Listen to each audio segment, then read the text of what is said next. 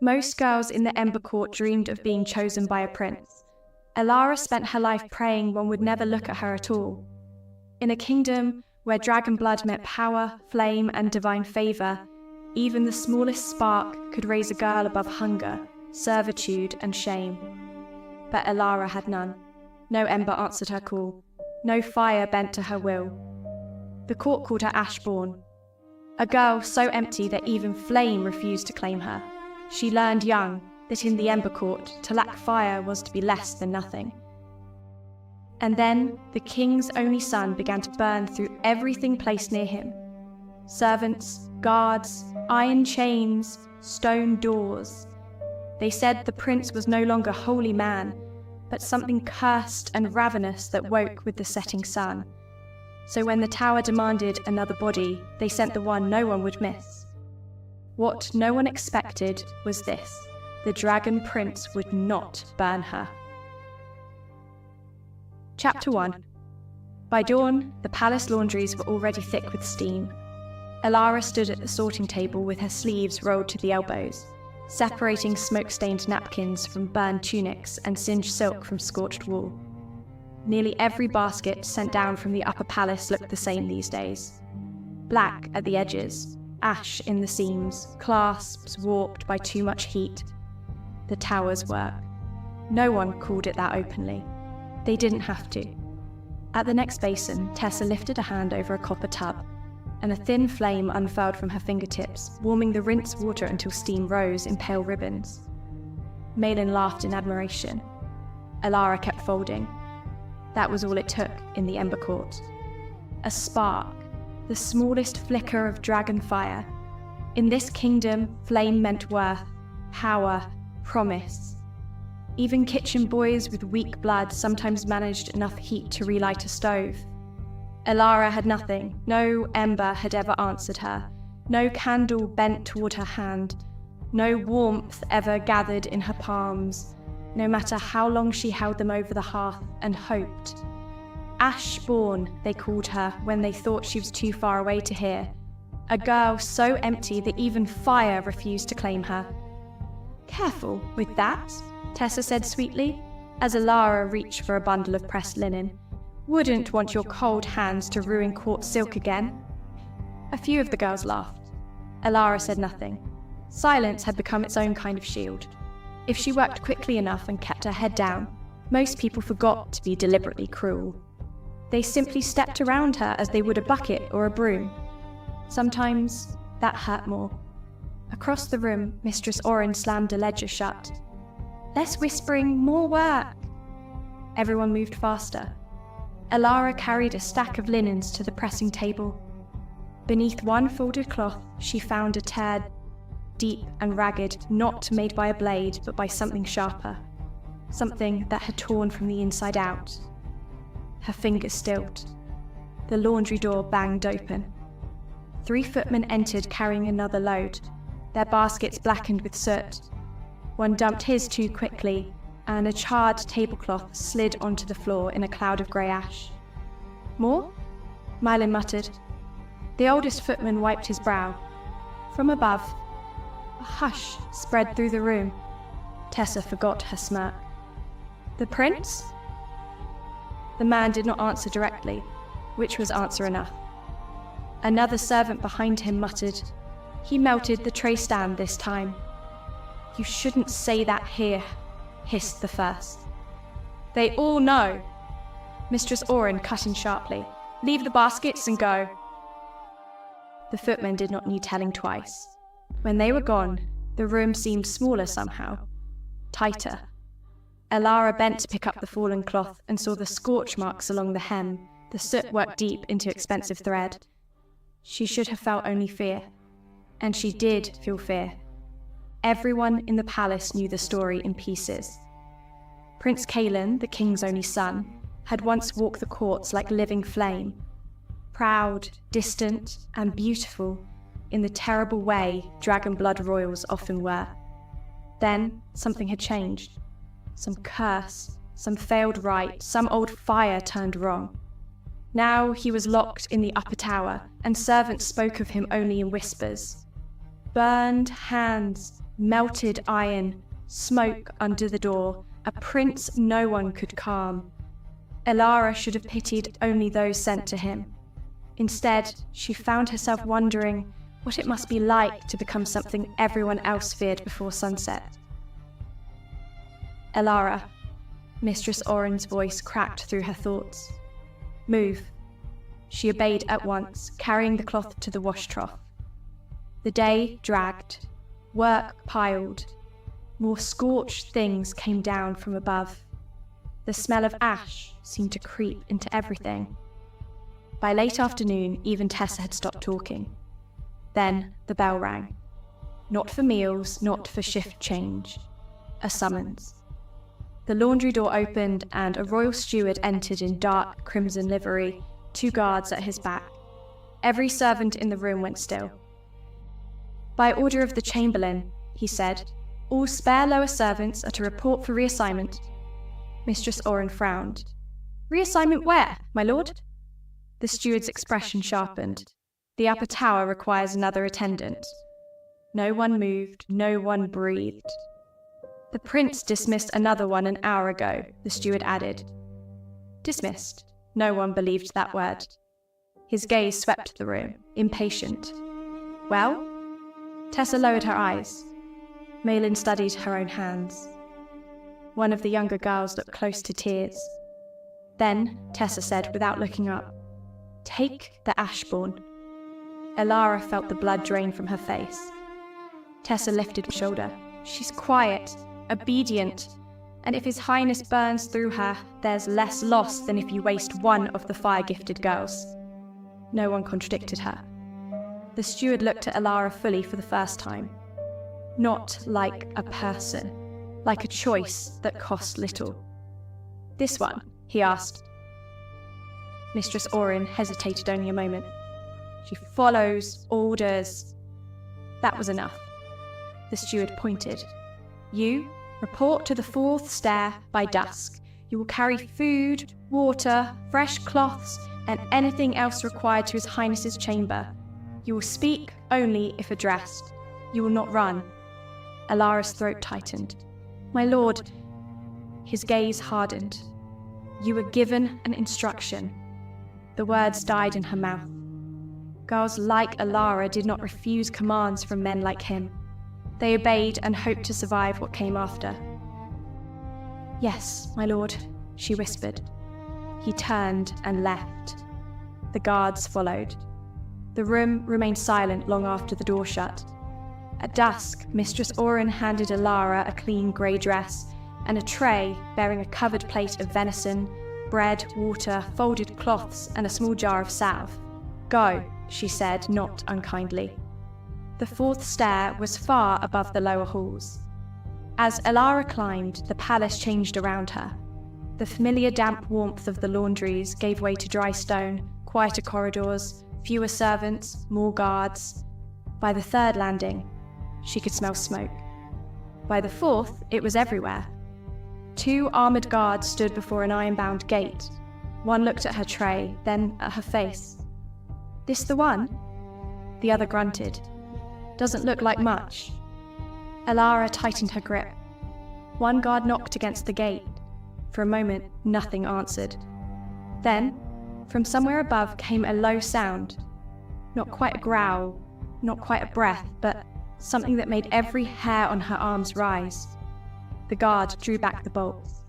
1, 2, 3. The gate opened inward. Heat rolled down the stairwell like a living thing. Up, the guard said. Elara looked into the winding darkness beyond. The stones of the narrow stair were blackened. Smoke curled faintly from above. Somewhere at the top waited a prince who had burned through servants, iron, and half the courage of everyone below. Her tray trembled in her hands. No one offered to help her. So Elara drew one slow breath, stepped through the gate, and began to climb. Behind her, the lock slammed shut. Ahead, at the top of the stair, something moved in the darkness, and the Dragon Prince's door began to open. Chapter 2. The stair narrowed as Elara climbed, winding tighter and tighter until it felt less like part of the palace, and more like the inside of some ancient chimney. Heat pressed down from above in heavy waves. By the time she reached the final landing, sweat had gathered at the base of her neck, despite the cold iron tray in her hands. At the top stood a single door, banded in blackened steel. Not one guard waited there. No servant, no sound came from within. That silence frightened her more than the rumours had. The tray rattled softly in her grip as she stepped forward. Up close, she could see where the iron bands had warped slightly, as if something behind them had once burned hot enough to soften metal. A curl of smoke slipped beneath the threshold and vanished into the stone. Elara swallowed. "My prince?" she called, her voice barely more than breath. Nothing. She should leave the tray and go. That was what sense advised. That was what fear begged. But the steward had told her to bring the food in. So Elara braced the tray against one hip and pushed. The door opened with surprising ease. Heat struck her first, not the familiar warmth of ovens or forge fires, but something fiercer, drier, alive. It wrapped around her face and throat and slid beneath her skin. Smoke drifted through the chamber in pale ribbons, lit gold and red by a great hearth at the far wall. The room itself was larger than she expected, though it hardly resembled any royal chamber she had ever imagined. One side had once been elegant. Velvet drapes, carved shelves, a wide bed draped in dark linen. The other had been ruined. A chair lay splintered against the wall. One iron sconce had melted down its own bracket in a frozen trail. Scorch marks climbed the stone like black vines. And near the hearth, half in shadow, stood the prince. Elara stopped breathing. He was taller than any man she had ever seen, broad-shouldered even in stillness, his dark hair falling loose around his face. But it was not his size that rooted her to the threshold. It was what the fire revealed beneath his skin. Scales, not everywhere, not fully, but there, unmistakable. Dark gold along his throat, one side of his jaw, down the backs of his hands, where his fingers curled too tightly at his sides. Heat shimmered around him. The pupils of his eyes were too narrow, too bright. He looked at her like a starving thing, trying very hard not to devour what had wandered into its cage. "You are late," he said. His voice was low, roughened by smoke, but human. That alone shocked her. Elara nearly dropped the tray. "Forgive me, your highness Eris." His nostrils flared. "Come closer." Every instinct screamed at her not to. Still, she obeyed. One step, then another. The prince's gaze tracked her with unnatural focus. She could feel his attention like heat against her skin. When she was only a few paces away, something in his expression changed. Not softened, tightened, as if he had scented something impossible. "Set it down," he said.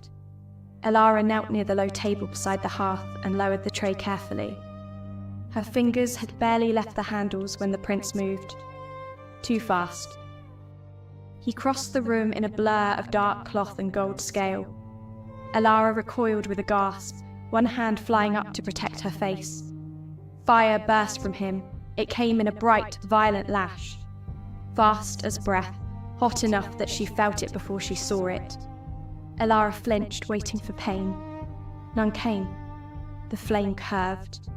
It split around her like water around stone, striking the floor on either side with a crack and a hiss. The edge of the rug caught at once. A small table blackened. The hem of Elara's dress stirred in the heat, but did not burn. For one terrible second, neither of them moved. Then the prince took a step back. His face had gone blank with shock. Elara stared at the flames consuming the rug beside her. She slapped at the fire with one of the folded cloths from the tray, barely aware of what she was doing. The prince did not help. He was staring at her hands, at her skin. "You should be screaming," he said. Elara looked up slowly. "Your Highness." His voice dropped lower. "You should be burned." Only then did she understand. The fire had not missed her. It had touched her, and somehow, impossibly, it had done nothing. The prince's chest rose and fell once sharply. He looked less dangerous in that moment than startled, as if the world had shifted beneath him, and he did not know how to stand on it anymore. Elara set the smouldering cloth aside. I don't think it hurt me." He let out a sound that might have been a laugh if there had been anything human in it. "No," he said, "I can see that." For a moment, his eyes swept over her face with an intensity that made her skin prickle. Then, his gaze dropped to her hands again. "Come here." Her heart thudded hard enough to shake her ribs. "Your Highness, I have already brought your meal. If there is nothing else—" "Come here," he repeated. This time, there was no anger in it, only disbelief. Elara rose slowly. Every step toward him felt like stepping into a dream she had no business entering. He stood motionless, one hand slightly lifted, scales glinting red gold in the firelight. Up close, she could see hairline cracks along them, as if the heat beneath his skin was too much for flesh to hold. When she stopped before him, he looked down at her with those strange, bright eyes. Then, very carefully, he reached for her wrist. Elara nearly jerked away. His fingers closed around her skin. They were hot. Hot enough that anyone else would have cried out. Elara felt only warmth. The prince inhaled sharply. His thumb shifted once against the inside of her wrist, testing, searching for a reaction that never came. His expression changed again, but this time not to anger, to something almost worse. Wonder. "What are you?" he whispered. Elara did not know how to answer. A girl from the laundries, a mistake in dragon blood, an empty thing the court barely tolerated. Instead she said, because it was all she had, "Elara, Your Highness?" His eyes narrowed slightly as if the name itself had disappointed him. "Not your name," he said. "What are you?" She shook her head. "I don't know." For one long moment, silence stretched between them. Not comfortable silence, not yet, but not the kind she had expected either. The air in the chamber seemed to gather around that one impossible fact. His fire had not touched her. The prince released her wrist abruptly and turned away. Smoke curled from his shoulders as he paced once toward the hearth, then back again, like a man trapped inside his own skin. "Did they send you knowing?" he demanded. "No, Your Highness." "Did someone enchant you?" "No." "Are you lying?" Elara lifted her chin despite the fear pressing hard behind her ribs. "No, Your Highness." He stopped pacing. "Everyone lies in this palace." That strangely sounded less like accusation and more like exhaustion. His meal sat untouched on the low table. Elara glanced toward it. "You should eat." His mouth curved faintly, though there was no humor in it. "You've been here less than a minute, and you're already giving orders." "I wasn't." "Sit." She blinked. The prince lowered himself into the chair nearest the hearth, the movement controlled but tense, like a great beast settling, without ever truly resting. "If I send you away now," he said, "they'll give me someone else tomorrow." Elara said nothing. He looked at her again, straight through the smoke. "You'll come back instead." It was not a request. Her fear sharpened. "Your Highness, if the Chamberlain commands it—" "I do." The fire popped in the hearth between them. Elara should have refused. She should have begged to be returned to the laundries, to the steam and the mockery and the ordinary misery of being unnoticed. Instead, she heard herself say, "Yes, Your Highness." The prince leaned back slowly, still watching her as if she were the strangest thing he had ever seen. "Good," he said. Then, after the briefest pause, "Come back tomorrow, Elara, and this time do not tremble so much when you enter my room." Chapter 3. By the fifth night, Elara understood two things. The first was that Prince Caelan could kill her if he lost control badly enough. The second was that he was trying, with everything inside him, not to. That frightened her more than the fire. Each evening she climbed the tower with a fresh tray, and a fresh knot of dread in her stomach. Each evening he stood somewhere inside the ruined chamber, by the hearth, by the window, once crouched on the floor amid the splintered remains of a chair he had destroyed with his bare hands. And each evening the same impossible thing happened. His fire moved for her, not with obedience, not like a trained thing, but with hesitation, a check, a pull, as though some deeper part of him recognized her before the rest of him knew what to do with that recognition. The guards had begun watching her differently now, no longer with pity, with superstition. One made a warding sign over his chest as she passed. Another muttered, "If the king hears of this, we're all dead." Elara heard him. She heard all of it. But the moment the tower door opened and heat spilled over her skin, the voices below seemed to fall away. Tonight, Caelan was pacing when she entered, one hand pressed to his ribs. The room smelled sharply of smoke and blood. He stopped the instant he saw her. "You're late," he said. Elara glanced toward the windows. "The bell hasn't rung yet." Caelan's jaw tightened as if he had not meant to reveal he'd been waiting. She set the tray down and uncovered the dishes. "You're bleeding again." "It will heal." That isn't an answer. His gaze snapped to hers. Elara froze, surprised at her own tone. For one dangerous heartbeat, the scales along his throat flared brighter, fire glinting at the edges of his mouth. Then, just as suddenly, it faded. Not gone. Restrained. He looked away first. "Glass broke," he said shortly. "I was careless." There was broken glass all over the floor near the hearth. Elara knelt and reached for a cloth. "Don't," Caelan said at once. She paused. "Why?" His eyes dropped to her bare fingers. "Because if you cut yourself in my rooms, I'll smell the blood." That should have horrified her. Instead, it made something cold shift in her chest. Not because of the danger, though the danger was real, but because he had said it like a warning to protect her, not a threat. Slowly, Elara withdrew her hand. "Then sit down," she said. "I'll bring the basin to you." Caelan laughed once, sharp and disbelieving.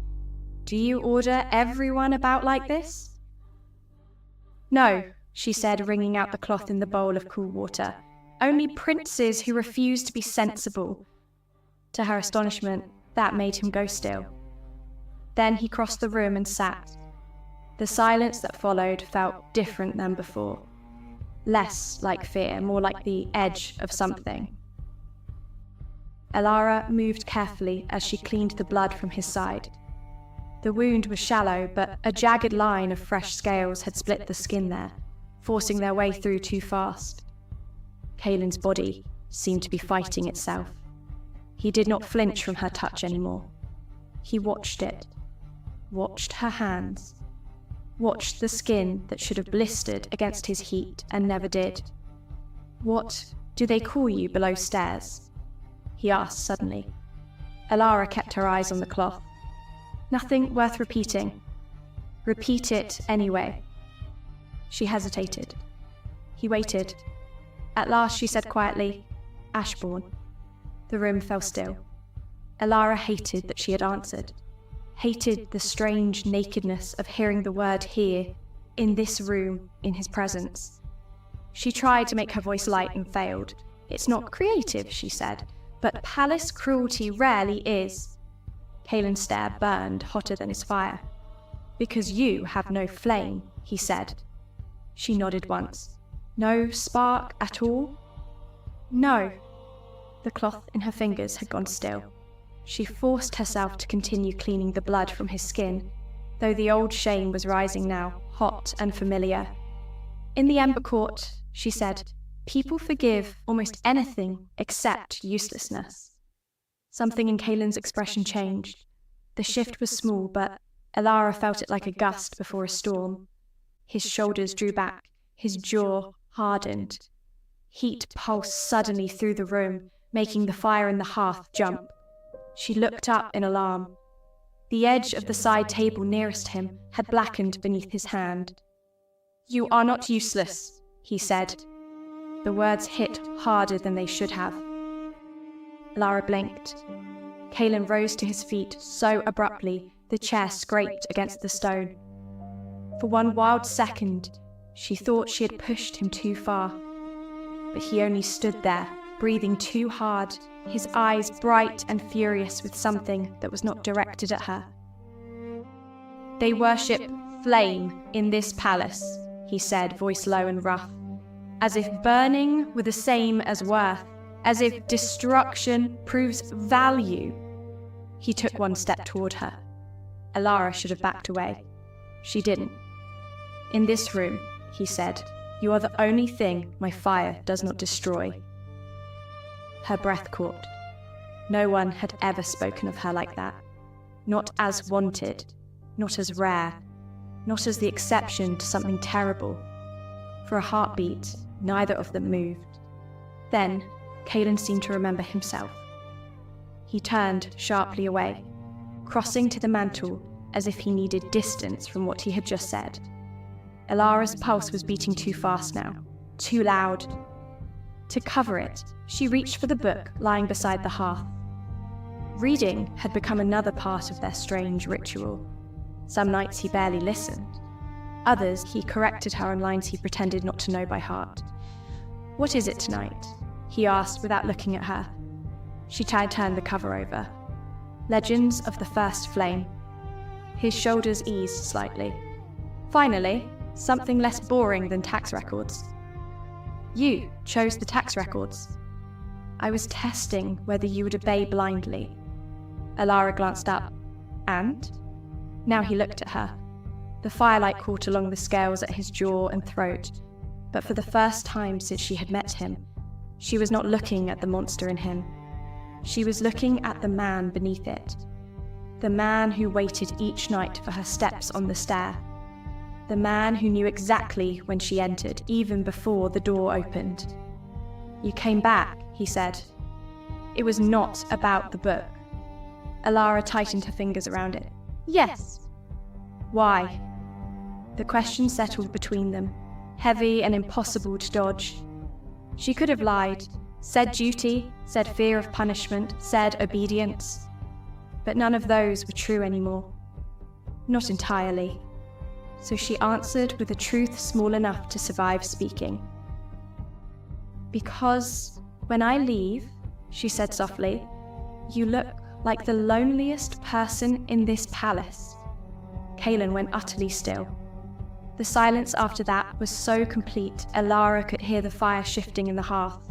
She had gone too far. She knew it at once. But when Caelan finally spoke, his voice had changed. Not softer, worse, more honest. "When you leave," he said, eyes fixed on hers, "this room feels empty again." Elara forgot the book entirely, forgot the ruined chamber, forgot the guards below, the servants whispering, the whole palace beyond these walls. There was only the prince and the impossible look on his face, as if he had said something he could not call back. Slowly, deliberately, Caelan reached to the mantel and lifted a small fire opal set in black iron. It glowed softly from within, the heart of it alive with trapped flame. He crossed the space between them and placed it in her hands. Elara stared down at it. "Your Highness." "It cracks in other hands," he said. "It didn't crack in yours." Her fingers curled around the warm stone. It felt absurdly intimate, more intimate somehow than touching his skin. Elara looked up. Caelan was watching her with a rawness that made her chest ache. "Come back tomorrow," he said quietly. Not an order this time, almost a plea. And for the first time since she began climbing the tower, Elara realized the thing pulling her upward each night was no longer fear. It was him. 4. The next morning, the entire palace smelled of cinnamon smoke and polished brass. Elara knew what that meant before anyone said it aloud. Ceremony. She stood in the laundry corridor with a stack of pressed table linens in her arms while upper servants swept past in silks the colour of flame, their voices quick with the sharp excitement that always came when the court had something new to feast on. By midday, even the lowest halls were humming with it. The kitchens had doubled their preparations. Fresh banners were being unrolled in the great hall. Jewellers had been called to the upper wing. And everywhere she turned, one name passed in whispers. Prince Caelan. Elara? She started and nearly dropped the linens. Mistress Oren stood in the doorway, her mouth tight. Those go to the east gallery. Then the chamberlain wants all lower servants out of sight before sunset. Why? Elara asked. Mistress Oren gave her a long look. Because the prince is to receive a guest. A cold weight settled in Elara's stomach. She made herself ask, what kind of guest? The older woman hesitated only a moment. A bride, if the king has his way. Elara stood very still. Mistress Oren's expression softened just slightly. Go do your work, child. But work became impossible after that. By mid-afternoon, the whispers had thickened into certainty. The king had invited Lady Seraphine of House Pyre, a flame-blood noblewoman from the southern courts, renowned for her beauty, her power, and the strength of her gift. Some said she could hold fire in the hollow of her hands like water. Some said she had once walked unharmed through a burning chapel as a child. A proper match for a prince of Ember.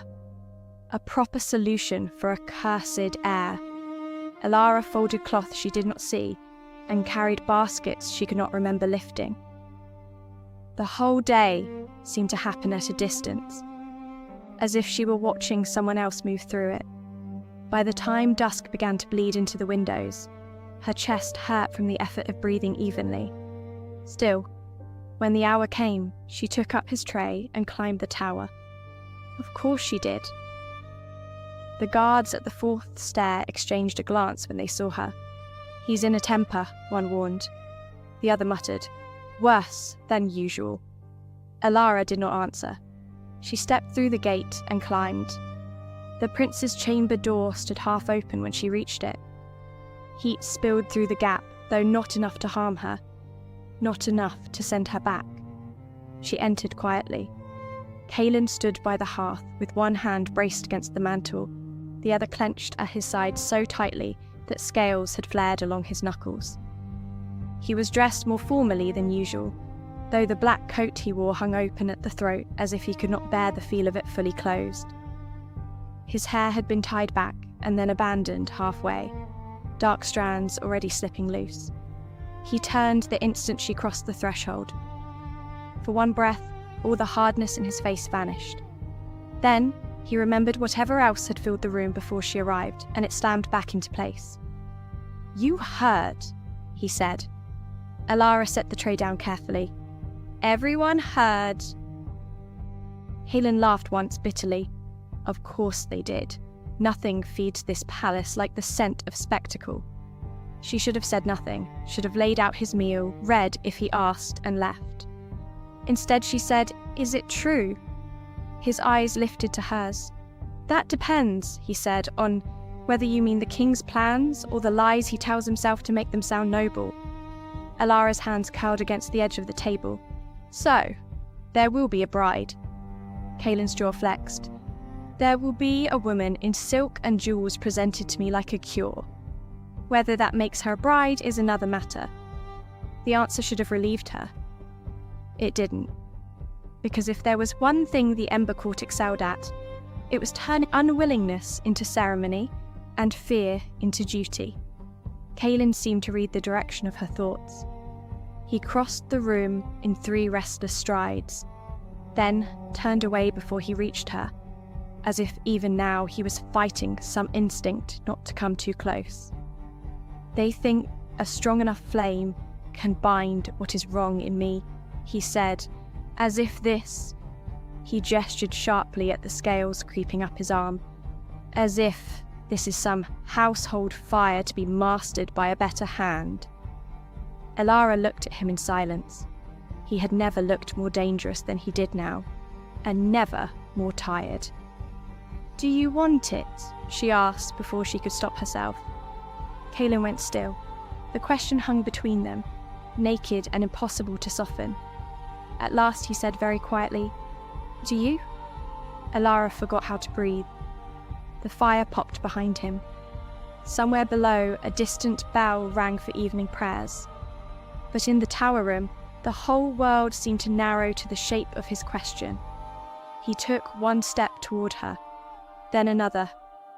"Every night you climb these stairs," he said, voice low and rough, "knowing exactly what I am when the sun goes down. You sit in my rooms. You touch me. You look at me as if I am still a man." His gaze dropped briefly to her mouth before returning to her eyes. "And now, the entire palace reeks of another woman's perfume," he said. "So, tell me, Elara, do you want it?" She should have lied. She should have remembered herself, remembered who she was and what he was, and what this kingdom did to girls who forgot the distance between those things. Instead, she whispered, "No." Something in him broke free at that. Caelan reached for her, not roughly, not in hunger, but in a kind of desperate certainty, and his hand closed around her wrist with familiar heat. He drew her toward him until only a breath remained between them. Elara's pulse was wild now, impossible to hide. She could feel it where his thumb rested against her skin. "You should not look at me like this," he murmured. "How am I looking at you?" "Like I am something you could choose." His voice made the words sound almost unbearable. Elara had never chosen anything in her life. Not where she slept, not how she worked, not the name other people gave her. Yet standing there, held in the space between Caelan's fire and his restraint, she felt the shape of choice as if for the first time. "I do choose you," she said before fear could stop her. The room went utterly still. Caelan stared at her as if he had forgotten how to move. Then, slowly, his free hand rose to her face. He touched her cheek with such care that Elara's eyes fluttered shut. Heat gathered around them at once. Not violent, not wild, but alive, breathing, waiting. His forehead nearly touched hers. "Elara," he said, and her name in his mouth sounded nothing like Ashbourne. Nothing like shame. 3 sharp knocks at the door. Caelan jerked back as if struck. The heat in the room changed instantly, flaring, hot and dangerous. He turned toward the door with murder in his face. "My prince," called a servant from outside, voice trembling. "Lady Seraphine has arrived." The silence that followed was worse than the knock itself. Elara stepped back, her body suddenly cold despite the fire. Caelan did not look at her. "Leave us." The servant fled at once. For a moment, neither of them moved. Then Caelan said, without turning, "You shouldn't come back tomorrow." The words landed like a blow. Elara stared at him. "What?" Now he did turn, but the expression on his face had shuttered closed. Too controlled, too hard. It was the face of a prince, not the man who had just touched her cheek like she was something precious. "You heard me." Elara's throat tightened. "Because of her? Because of the court? Because of my father? Because if they think you matter to me, they will use you. I'm already being used." Something flashed across his face. Pain or anger or both. "Yes," he said. "And this is me ending that." Elara could not feel her fingers. A few breaths ago she had thought the whole world was changing. Now the old one had slammed back into place so hard, it stole the air from her lungs. "You don't get to decide that alone," she said, but her voice broke on the last word. Caelan looked away first. "That is exactly what princes do," he said. "We decide badly and call it mercy." Elara stood frozen. Then, Before her dignity could desert her completely, she turned and walked to the door. Her hand had just reached the latch when his voice stopped her. "Elara." She closed her eyes. But when she turned back, he had not moved, had not come after her, only looked at her with an expression so full of restrained ruin that it would have been kinder if he had looked cold. Then, very softly, he said, "If you stay in this room much longer, I won't let you go." Her heart broke in two. Elara opened the door and left. By the time she reached the lower corridors, the palace was blazing with candlelight. Servants hurried past carrying crimson flowers, gold wine cups, and folded silks fit for a bride. And everywhere she looked, the Ember Court was preparing to give the prince to another woman. Chapter 5. For 3 days, Elara did not climb the tower. She told herself it was because Caelan had ordered her away, because it was safer, because every corridor in the palace now hummed with Lady Seraphine's arrival, and the lower servants had begun to whisper Elara's name with the same fearful fascination they once reserved for the prince alone. But safety had nothing to do with the hollow ache in her chest. By the second day, the tower had begun to smoke again. By the third, everyone in the palace was speaking of scorched stone, shattered windows, and a guard who had nearly lost a hand carrying up ceremonial robes. The chamberlain doubled the watches at the upper stair. The kitchen sent trays back untouched. No one said Caelan's name above a whisper. No one needed to. The whole palace felt him unravelling. Elara carried folded table linens through the east corridor that evening, and nearly collided with 2 upper maids sweeping toward the great hall. He burned through the first bridal sash, one hissed. The second, too. The king says the binding must happen tonight, before sunset weakens him further. Elara stopped cold. Tonight? The maids looked startled to find her there at all. The older one recovered first. The flame bonding ceremony. Lady Seraphine will stand with His Highness before the court hearth. If her fire can answer his, the match will be sealed. The younger maid gave Elara a curious look. Unless he burns her first. They swept on before Elara could speak. The linen slipped from her numb fingers and hit the floor. Tonight. The whole palace had become movement. Servants carrying gold candelabras, musicians summoned to the upper gallery, guards stationed along the great hall doors. Crimson banners had been unfurled from the high beams. Braziers burned at every archway. The Ember Court was dressing itself for spectacle. Elara should have kept her head down, should have picked up the linens and returned to the laundries and let princes and noblewomen ruin each other in peace. Instead, she found herself moving upward, not toward the tower, toward the great hall. The great hall was already filling when Elara slipped through a side servant's entrance and pressed herself into the shadows behind a marble column. The court glittered under 1,000 flames.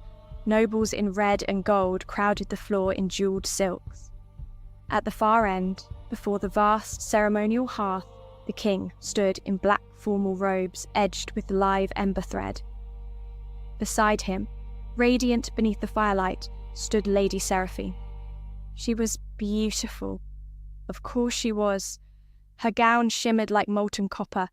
Gold pins flashed in her hair. Her skin seemed to catch the fire rather than merely reflect it. She stood with the serene confidence of a woman who had never once doubted her worth. The kind of woman the Ember Court had been built to adore. Then the herald struck the floor with his staff. His Highness, Prince Caelan of Ember. The entire hall turned. Caelan descended the upper dais steps slowly, each movement so controlled it looked painful. He wore black and crimson. The formal coat fitted sharply across his broad shoulders, but no amount of royal tailoring could hide what the curse had become. Even from across the hall, Elara could see the dark sheen at his throat, where scales crept above his collar. His hands were gloved, but too tightly, as if to conceal what lay beneath. His face was pale, severe, and utterly unreadable. Only his eyes betrayed him.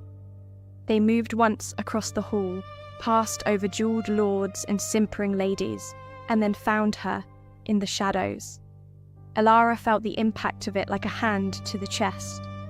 For one heartbeat, his perfect composure cracked. Then he looked away. The king lifted his arms for silence.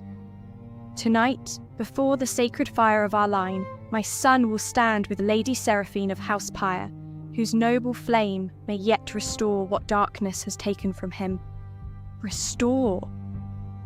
As if Caelan were an object to be repaired before witnesses, Lady Seraphine stepped forward gracefully. A priest in crimson robes approached with a ceremonial chain of gold and black iron, meant to be wound around the joined wrists of bride and groom, while the court hearth tested the strength of their union. The priest gestured to Caelan. "Your Highness." Caelan did not move. The silence stretched. The king's expression hardened. "Take her hand." Lady Seraphine turned toward him, serene as a painting. "My prince," she said, offering a hand. Caelan looked at it, then at the hearth, then, slowly, at his father. "No." The word was soft. It still cracked across the room like thunder. A murmur rippled through the court. The king stepped forward, his voice dropping dangerously low. "You will not shame me before my court." Caelan's mouth curved into something that was not quite a smile. "I think you overestimate how much shame remains available to us." Lady Seraphine kept her hand extended, though the serenity in her expression had begun to strain. "Your Highness," she said more firmly, "this ceremony is for your good." Caelan finally looked at her, and for the first time, Elara saw what the court must have been refusing to see all evening. He was at the edge, not angry, not merely unwilling, barely holding the dragon inside his skin. Heat began to roll off him in visible waves. The priest stepped back. The gold chain in his hand started to glow. The king did not retreat. "Take her hand," he repeated. Caelan's gloved fingers flexed once at his sides. Then, smoke began to rise from the seams of the gloves. A collective gasp moved through the hall. Lady Seraphine finally lowered her hand. "This is unstable," she whispered. Caelan laughed once, low and terrible. "Now you notice!" The first flame escaped him, then another. A lady near the front screamed. The king barked, "Hold him!" 2 guards rushed forward. They never reached him. Fire exploded outward in a blinding arc, striking the marble floor with a sound like the sky tearing open. The guards were hurled backward. Panic surged through the hall. People stumbled over themselves trying to flee.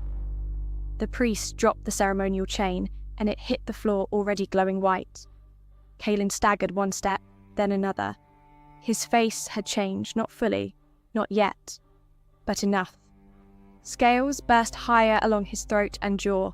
The gloves blackened and split as claws forced through them. The whites of his eyes vanished behind molten gold. Smoke poured from him in furious waves. Lady Seraphine screamed and ran. The king shouted something Elara could not hear over the roar of the flames. The great hall had become chaos. Nobles fleeing, guards drawing steel against a prince no sword would stop. The sacred hearth flaring brighter as if answering the dragonfire loose within him. And in the centre of it all stood Caelan, alone. Even now, even surrounded by hundreds. A beam overhead caught, then another. Through the smoke and the shouting and the falling sparks, Caelan turned once more. And found her. There was so much fury in him now, so much pain, so much dragon. But when his gaze locked on hers, the fire around him faltered. Only for a second, only enough. Elara's heart slammed against her ribs. This was the moment. Not before the hearth, not before the king, not before the court. Now! She stepped out from behind the column. Ahead of her, the marble floor was already streaked with flame. and only one thing in the entire hall felt certain. If anyone could cross it, it was her. Chapter 6. The heat should have driven her back. It didn't. Elara stepped onto the burning marble and felt fire surge around her in wild gold ribbons, racing across the floor, licking up the fallen banners, swallowing silk and cedar and polished oak. The nobles nearest the doors screamed as they fled. Guards shouted over one another. Somewhere behind her, the king was still issuing commands no one could obey. But none of it touched her. The flames split around her skirts. Smoke curled past her face without choking her, and at the centre of the ruined hall, Prince Caelan turned toward her fully. For one terrible heartbeat, Elara saw not the man from the tower, but the dragon trying to tear free of him. The scales had spread across half his face now, gleaming dark gold beneath the firelight. His hands were no longer fully hands, but something sharper, heavier, built for ruin. Heat poured off him in waves violent enough to crack the marble at his feet. Still, when he saw her walking through the flames, he froze. "Elara," he said. Her name came out half human, half growl. She kept going. Behind Caelan, one of the fallen braziers burst apart. Sparks sprayed through the air. A section of carved beam above them gave a groan of warning. "Elara, get back!" someone shouted. She did not even turn. Caelan staggered one step toward her, then stopped himself so abruptly, his claws gouged the floor. He was fighting every part of what he had become. Fighting the fire. Fighting the dragon. Fighting, perhaps, the instinct to run from her before he could destroy her too. "Elara," he said again, rougher now, "don't come any closer." She stopped only when she stood a few feet from him. The air between them trembled with heat. "You sent me away," she said, and her voice shook only a little.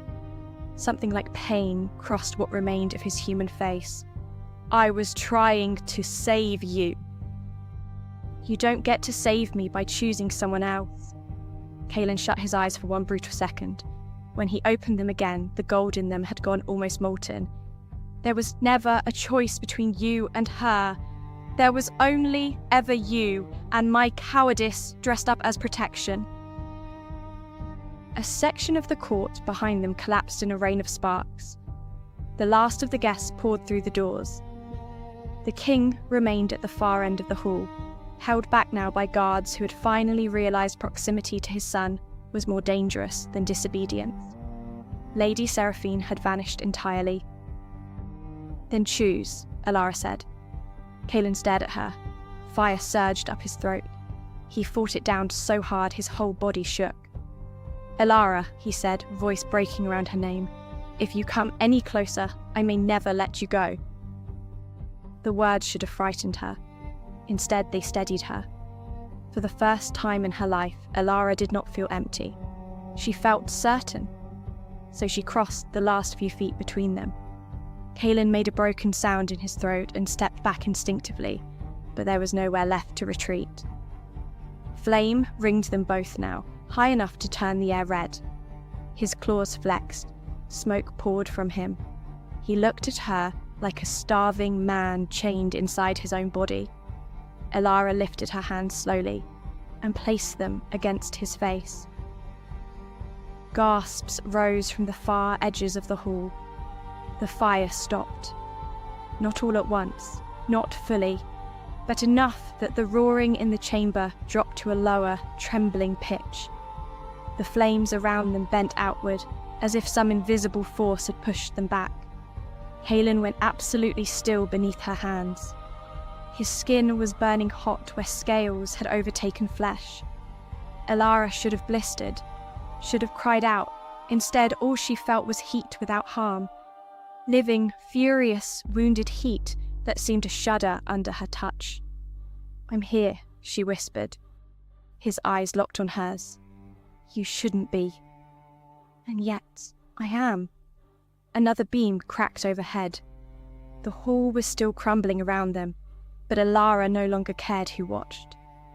"You said I was the only thing your fire wouldn't destroy, she said softly. Then stop fighting that truth.